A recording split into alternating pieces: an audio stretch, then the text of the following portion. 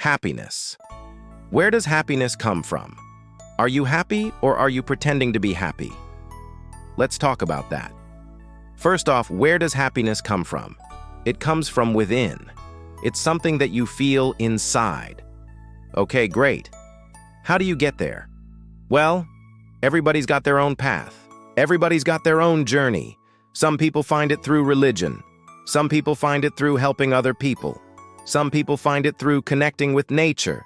Some people find it through creating art. Some people find it through just simply existing and being present in the moment. Now let's talk about this next question.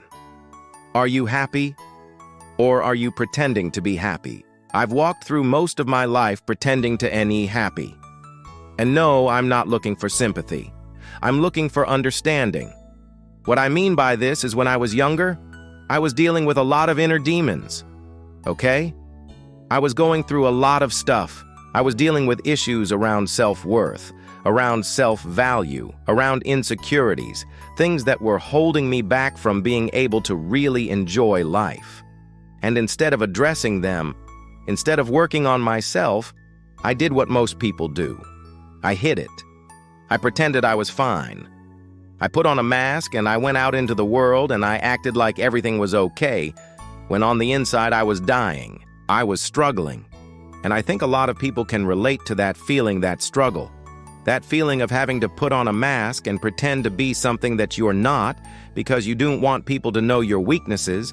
You don't want people to know that you're struggling. You don't want people to know that you're not okay. So you put on this mask and you pretend to be something that you're not, which is fine for a while until it's not. My family did everything they thought was right for me, for my happiness, right? They gave me all the tools they thought I needed to be happy. They tried to instill values and morals into me that they thought would help me become a good, upstanding citizen, a productive member of society. They gave me all the love and support they could. And for a short while it worked. I did become happy. I did become a high achiever. I did become everything that they wanted me to be, that they hoped I would be. But as humans, we have very short attention spans, right? And it's getting worse because of social media. Everything's instant gratification now. You want something, you just go and you download an app.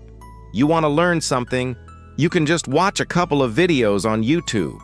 You want to connect with someone, you just DM them on Instagram. Everything's instant gratification now, which is destroying our ability to delay gratification, which is destroying our ability to work on ourselves, which is destroying our ability to truly be happy, because happiness isn't something that you just download, okay? It's not an app that you install on your phone. It's something that you work on. It's something that you cultivate. It's something that you nurture. Nobody cares to get to know anybody these days. All they do is they look at your social media page and they think they know who you are. If they want to interact with you, they don't want to talk to you, they DM you, they slide into your DMS and they're like, "Yo, what's up? How are you doing? When did you wake up?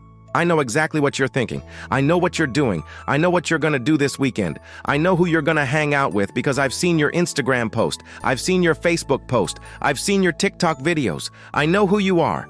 We've created this culture of just being on the surface, just looking at the surface, just seeing what's on the surface, which is why so many people are unhappy because nobody actually connects with each other on a deeper level. Everybody's just looking at what everybody else has, what everybody else is doing, what everybody else is posting on social media. And if you don't have it, then you're less than them. Then you're not as good as them. Then you're not as attractive as them. You're not as successful as them. And it's creating this massive epidemic of unhappiness. So what's the solution? Well, I don't have all the answers, okay?